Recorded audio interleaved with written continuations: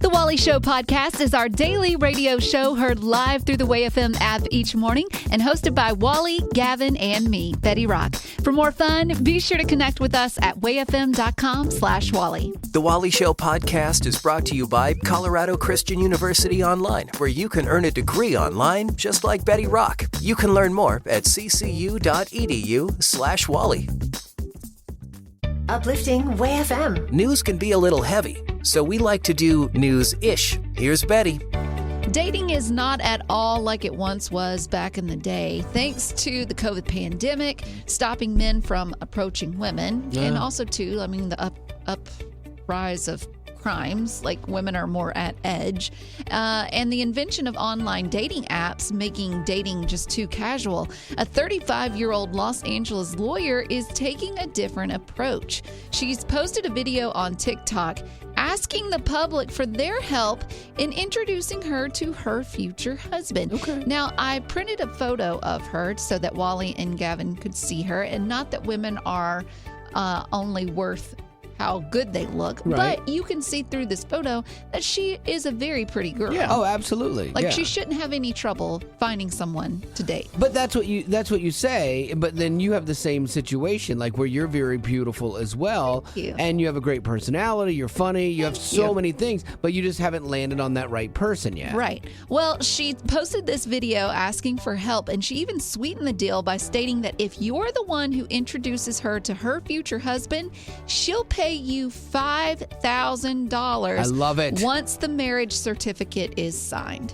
I'm treating it like a referral fee. Like, for example, in my own profession as a lawyer, if I bring in another lawyer, I would get a referral fee for bringing them in because they assume that as I'm a decent lawyer, that I would be able to bring in other good candidates. You know what? Good business. Yeah, I don't hate this idea. This goes in line with what I had told Betty years ago. I said, when you're ready, okay, and you wanted me to find somebody for you on the air, hear me out, like a Bachelor kind of thing. Oh, no, stop. Everyone stop. It's a bad idea. No, it is not a bad idea. It's a great idea. Everyone stop right now. Okay, I'm very passionate about this. No, my whole rule for it was guys could not nominate themselves. They had to be nominated by a sister, a mom, a coworker, somebody that would vouch for them, because now your reputation's on the line, and you're not going to send a creeper to somebody that you... Yeah, I know. I'm just not there. I understand that. I don't know if I'll ever be and there. I fully understand it. Offers on the table. Well, but this woman is, and I think this is where she's going to lose both of you. Why? She doesn't want to be introduced to just any man. There are a few stipulations. Okay. Oh, no. She's asked that potential suitors fall within the range of 27 to 40. That's fair. You that's have an totally age good. range, too. Yeah. Stand at least 5'11" this inches or okay. taller. All right. Ridiculous. Yeah, now Gavin's out because he's short. And have a love of sports, animals, and kids. Okay, I mean, it's a normal dude. Like Betty, you kind of want somebody that's tall too, and so I get there's something about having someone taller than you. You feel protected. Yeah. And to this woman who is putting out this $5,000 offer, she's 5'10" herself, Oh, and wow. she said she has dated guys before in the past who were shorter. Yeah. And they made her feel bad for wearing heels. And see, that's on them. Like if my wife, I would have no problem with my wife wearing heels if it made her taller than me. If she liked wearing it and felt good, it's fine. I don't care. I mean, she could be taller than you in a kitten heel. Yeah, and it doesn't bother me. Like, not at all. Like, I don't care. I'm that secure. Yeah. But yeah, I get that. But I don't think having height requirements unless that was your delineation point where you're Right. like, no, but somebody's really great and they're a good Right. person, then that's kind of surface. There's you know? also $5,000 attached to this. Like, I think that that makes a little bit more sense. If she's going to give you $5,000, you better find her the perfect guy. Yeah, exactly. Yeah, like, give the woman what she wants. Right. I hope we get an update because Yeah. I don't know anything yet. She hasn't gone on any dates just yet, Okay. but I hope for an update. Well, there you go. It's definitely a new approach in the dating world for sure. Uplifting Way FM. This is the Wally Show. Got a chance for you to win a prize here with the chicken or egg game. On the line are 2 tickets to go see the Sound of Freedom movie, the one starring Jim Caviezel, which is based on a true story of a federal agent who leaves his job to go help get children out of human trafficking. And I saw it last night, actually. It's heavy, and it weighs on you for the first 40 minutes or so living in that world. They do a good job at navigating it, showing it, but navigating it so that it's tasteful and you're like, okay, I understand what's happening, but not graphic. It's tough, and it doesn't feel like, I wouldn't say, oh, this is a Christian movie. Like, that's the Kendrick brothers, you know? It has faith in it, but not a ton. But it's still a huge problem that we just don't address. And I'm real curious about the controversy with it, like why the left has gone after it. It makes zero sense because it's something we should all agree on is bad, you know? So it's an interesting movie, though, and it's heavy. So just know that going in if you want to go see it. Okay. So with that said, here's an example round of chicken or egg. All you have to do is tell me which came first. The first wagon train of the Oregon Trail or the fax machine. Which of these two things happened first? I mean, I feel like it's obvious. Yeah. How is... The wagon trail. When did the Oregon Trail... Well, there wasn't that like they were trying to find like different states. I thought that was in like the 1800s. Okay. And the fax machine wouldn't be available until electricity was. Yeah. Okay. But when was electricity invented? I have no idea. Is it all the thought processes right now? The synapse is firing between these two. I think we have to go with the wagon trail. Yeah. Yeah. Wagon trail. I can't. Yeah. Final answer. But you know I'm tricky. Yeah. Yeah. No. What? The fax machine. What? How? Yeah. How? The first wagon trail was in 1843. Okay. And I know you're like, how? Well, the first recognizable version of what we consider a telephone fax was invented in 1964 by the Xerox company, but it was in fact invented before in 1843 by Alexander Blaine. It's a 100-year difference. Yeah, like he had done something before this. Not what we modernly consider a fax machine, but it still was kind of the same thing. So, trick question. Yeah, that was it a good always one. is. Yeah, that was a good one. Well, yours won't be as hard as that one, maybe. 855-33-WAY-FM is the number if you want to play chicken or egg game. 855-33-WAY-FM. We'll play with you right now. Uplifting WAY-FM. This is the Wally Show. Brian, welcome to the chicken or egg game, where all you have to do is tell us which of these two items came first, which is older, if you will. And if you can get 2 out of 3 right, you're going to win tickets to see the new movie, The Sound of Freedom. So here we go. Which came first, U.S. astronauts driving on the moon or the TV show Star Trek? Which do you think was first? Ooh, I'm going to say the astronauts driving on the moon. Astronauts driving on the moon. Betty Rock, do you like this answer? I don't know. Star Trek, I feel, has been around forever. And were they able to get a car, not a car, but maybe a go-kart or something with wheels up there? I don't know. I'm going to go with Star Trek. Star Trek. So do you want to change your answer, or are you sticking where you're at there, Brian? No, she doesn't make it this point. I'm going to tell Daddy and go with Star Trek then. Very rarely does going with Betty pay off for you, but it did this time. Yes! The TV show Star Trek debuted in 1966. We had a rover on the moon driving around in 1971. Okay, close. So nicely done. Oh, yeah. But Star Trek was like way ahead of its time with what could happen. Can you imagine living at that time, though? You're watching Star Trek and all the craziness and how futuristic that would be in the middle, though, of us going to the moon for the first time. Yeah. That would have been a really cool time. Okay, so here we go. Spain had its fascist dictator, or Switzerland gave women the right to vote. Which of these two things do you think came first, chicken or egg? I'll say Switzerland gave the women the vote. The women the right to vote. I agree. You agree with him? Yeah, because I don't think that... You don't think that Spain had a fascist dictator later on in history? Yeah, no. What if I told you they had a fascist dictator all the way up to 1975? Wow. And do you think Switzerland gave women the right to vote long before that? Yes.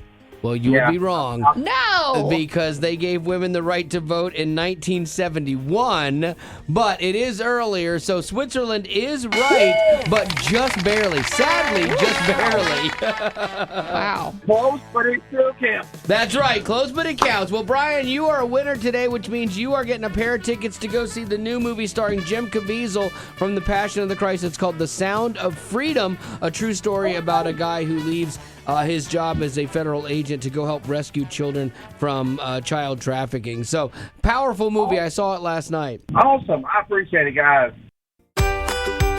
Uplifting Way FM, this is The Wally Show, and if you have felt a lack of motivation to do something, maybe this will encourage you, because I don't know if anything you're facing today to go do is going to be as difficult as what this guy did. A former soldier from Nepal, he lost both of his legs to an IED in Afghanistan 13 years ago. Well, he's making history by climbing Mount Everest. Oh. Jeez, he's making us all look bad. Yeah, that's one take. Well. Or he's inspirational. I don't know. Climbing Mount Everest in the best of condition is something that very few people do and can do. It's hard. Except for some reason, all the Sherpas, they do it like it's nothing. They do it true. 47 times, and Americans I did it. They're like, this is my third trip this week. Right. But it is interesting, that he used some special prosthetic spikes to help him climb. And he says that after he had his injury, he slipped into depression, was drinking a lot, but then he decided, I got to keep living. So he started skydiving, got involved in Paralympic sports, started climbing mountains, and he is now the first person, after losing both legs above the knees, to climb Mount Everest. And his motto is, nothing's impossible, you just have to adapt. So there you go. It's a good motto. Yeah, but I don't want to do it. I know. Well, I kind of do. I just want to go to base camp 1. I don't want to go to the top because I know that's not possible. Oh, come on. Even if I adapt. I feel like you would. I feel like you have the determination to get to the top. I don't think I would live. I feel like he would be one of those that they leave the body behind. That's absolutely right. For sure. Oh, man. It's funny because Nate Bargatze, who's a comedian that we love on the show, he actually has a bit about hiring somebody from Mount Everest to like a motivational speaker. That's pretty funny. One type of athlete that you can hire is guys that have climbed Mount Everest, and they go and talk to businesses to motivate them because it's relatable. It's not relatable at all. This guy climbed Mount Everest, and he's going to try to talk to people that are trying to park as close as they can to the building. And it's this is the guy. This guy's going to really get us moving. What he does is he asks everybody, he wants to know, he's like, what's your Mount Everest? What's your toughest thing in life? And before you answer, just remember, his is Mount Everest. So it better be pretty good, you know? Mine's I have trouble not stopping at McDonald's late at night. That's how embarrassing. I would be they're open, I don't know how long you're on the mountain, but now they're open 24 hours. Uplifting Way FM, this is The Wally Show, and one of the things I love is to look up on the TV screen here and see one of our artists that we play on mainstream TV shows. It always feels good. It's okay, I'm always wondering how did the producers find out about them, or how did this come to be, because a lot of our artists aren't big in the mainstream. And so the other day we were watching Kelly and Mark. Used to be Kelly and Ryan. Prior to that, it was Kelly and Michael. She's difficult to work with, I'm starting to think. Oh my goodness. Yeah, because Mark Consuelos is her husband, and so she keeps losing co-hosts. You have to be all right, I don't know if I want this job. He married into it. Exactly. She's gonna fire him. Yeah. But I looked up and I see this girl. I'm like, oh, that looks like Lauren Daigle, and I'm like, but. Is it? And I hit the button. What? That's Lauren Daigle. And I have to tell you, she killed it. Because TV shows typically don't give you the best mix, and it doesn't sound that great. Check this out. This is Lauren Daigle doing her new song, Thank God I Do, live on Kelly and Mark. I don't know who I'd be if I didn't know you. I'd probably fall off the edge. I don't know where I'd go if you ever let go. So keep me out in your head.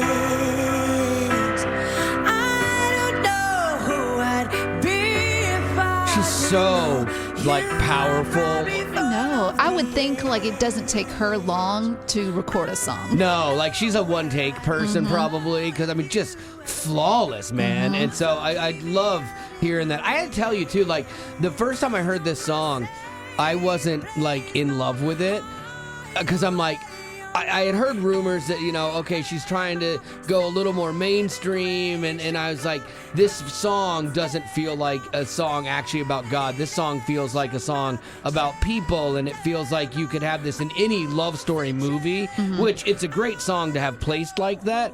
But as I heard the story behind it, and she was like, yeah, I was walking through a really tough time through COVID, it like kind of undid me.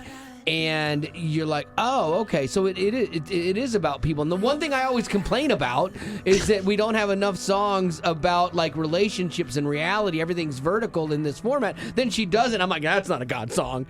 Well, so you're saying that you tend to spread the drama? Yes. Or you spread the rumors Oh, before absolutely. knowing all the details? 100%. I hate drama, so there you go. You love drama. I know, I do, right? I'm a total drama queen. Yes, I was totally wrong on that, is what I'm saying. Okay, I'm saying I was wrong. I'm glad that you said that, and that you... I think I'm seeing growth. I think it's what it's coming down to. So, Lauren Daigle, he apologizes. Well, I didn't say that. I mean, like, no. He apologizes.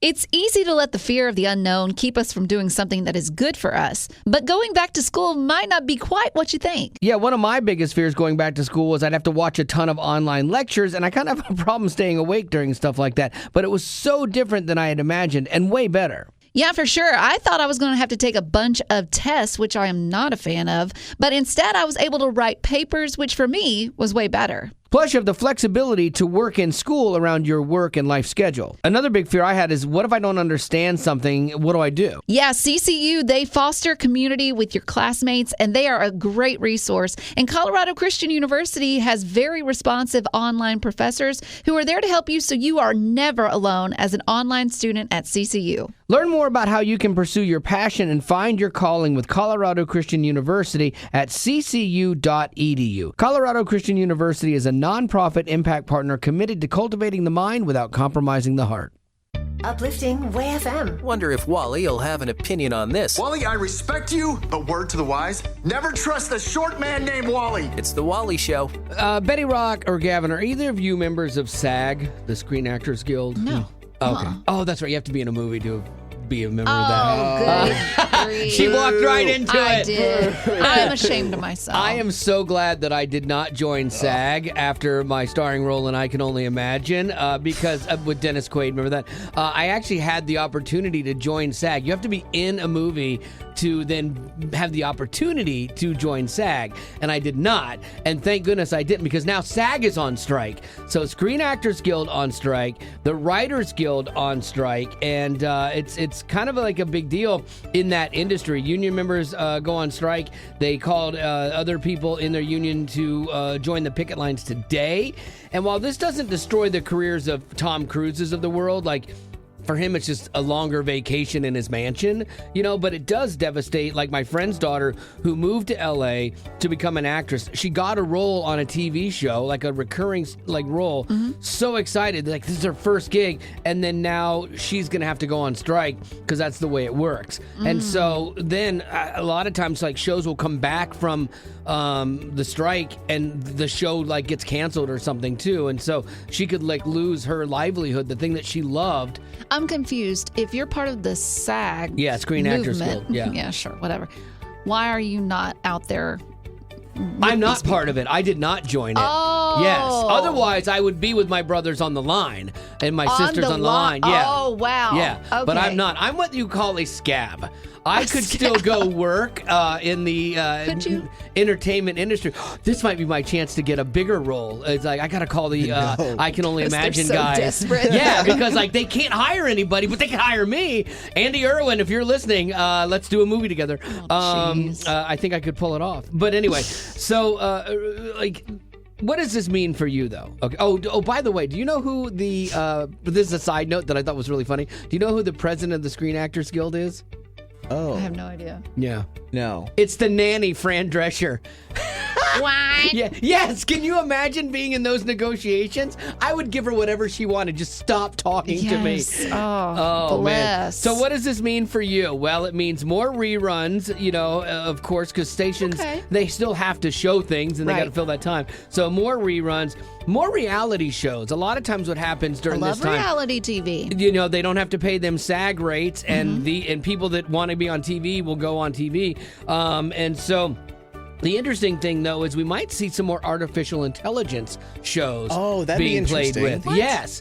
Well, because if you don't have actors, AI is getting better. I could see people creating shows around AI, which ironically was one of the things the Screen Actors Guild is striking against is artificial intelligence. So the very thing you fear could be the thing that starts to replace you for a little bit. So I think the other part of this is you don't realize how many people this affects. Like you think of the Tom Cruises, but you don't think of the directors, the videographers, the caterers, the gaffers, the gripper, all of these people that now they don't have jobs either. So that's kind of a sad thing. And then finally, a weird side note to this is on the red carpet for Oppenheimer in London, the news came out about the strike, and the cast was doing the whole red carpet, and they all just left.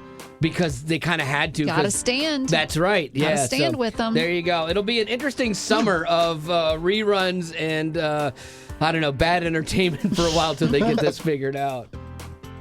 Growing up in poverty has never been easy for children, but with the added challenges of the pandemic, conflict, and natural disasters, families around the world are facing an unprecedented food crisis. Unfortunately, those who are already hungry are now even more desperate.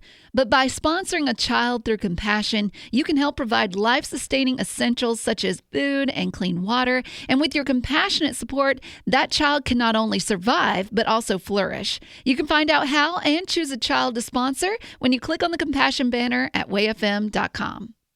Well, that's the end, but it doesn't have to be. Check out our Aftercast. It's new stuff you didn't hear in the podcast. Be sure to rate us on iTunes as well as connect with us on social media. Just search Wally Show. And if you'd like to join our Facebook group made exclusively for you potties, the link is in the description of this podcast. Thanks to Colorado Christian University Online for supporting what we do.